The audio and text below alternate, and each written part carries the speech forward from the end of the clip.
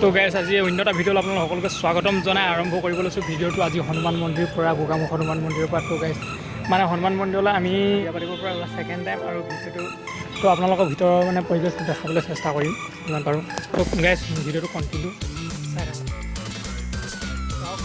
আপোনালোকে কিমান মজাকৈ এইপিনি ফুল পূৰা হনুমান মন্দিৰত আৰু এইফালেও আছে ফুল এইবিলাক ফুল আৰু আমি আপোনালোকক দেখাম আৰু এইপিনে মন্দিৰটোৰ পৰিৱেশটো চাওক কিমান ধুনীয়া লাগিছে।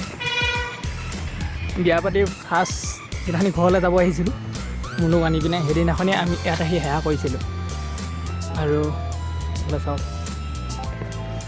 ইমান ধুনীয়া লাগিছে ন দেখিবলৈ।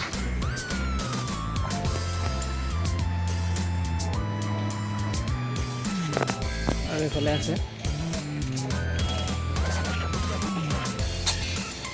ধূপ দি জ্বলাবলৈ পৰাকৈ এইটো জেগা দিছে, ধূপ ধূনা জ্বলাব পাৰে। চাওক ইয়াত ধূপ ধূনা জ্বলাব পৰাকৈ এইটো চাইডে জেগা দিছে আৰু এইফালে এজনী ধুনীয়া গাই খাই পোৱালিটোক মানে খুৱাই আছে গাখীৰ। এইটো চাওক গাইজনী গাখীৰ খাই আছে পোৱালিটো আৰু এইফালে ধূপ দি জ্বলাব পৰাকৈ মানে সুবিধা কৰি দিছে আৰু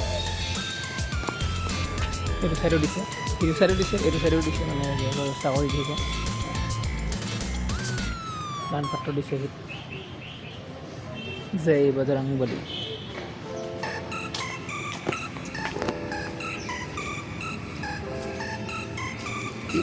দেৱ ৰালা পখাৰ আগৰলা আৰু মাতৃ বিদ্যাৰে আগলা পুৰণা স্মৃতিত দিছে মানে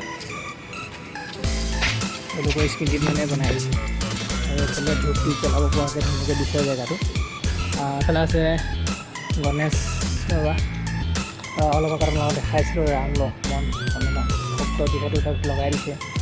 এইফালে বজৰংবলী, এইফালে আছে ৰাধা কৃষ্ণ আৰু এইফালে আছে মা দেৱী দুৰ্গা। জয় বজৰংবলী, জয় বজৰংবলী।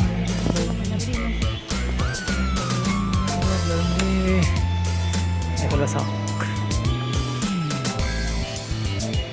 ইমান ধুনীয়াকৈ সজাই থৈছে নহয়।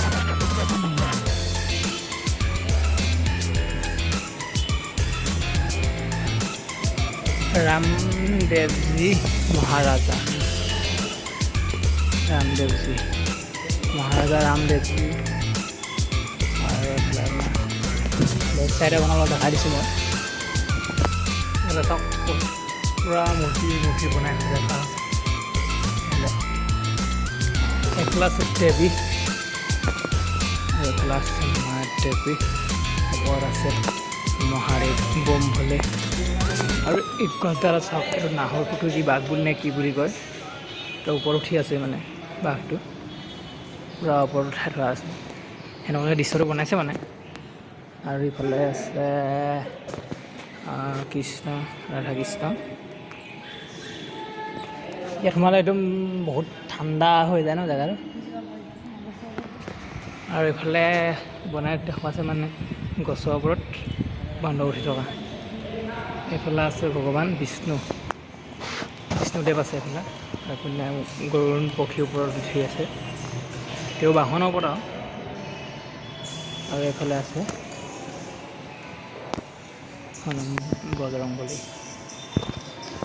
আৰু এইফালে আপোনালোকক দেখাই আছোঁ এইফালেও আছে ৰামদেৱৰ মূৰ্তি, কলচীৰ পৰা পানী পৰি আছে আপোনালোকক চাব। এইফালে আছে মহাদেৱৰ লিংগ আৰু এই কলচীটোৰ পাছত লিংগত একেৰাহে পানী পৰি থকা ব্যৱস্থাটো কৰা হৈছে। পানী কমিলেই চাগে ভৰাই দিয়ে, পানী একেৰাহে পৰি থাকে।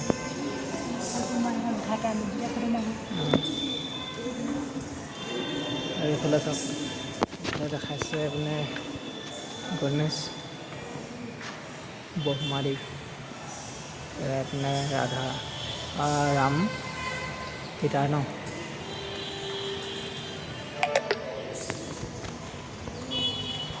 ওপৰলৈ চাওক বান্দৰ কণী চাইছোঁ।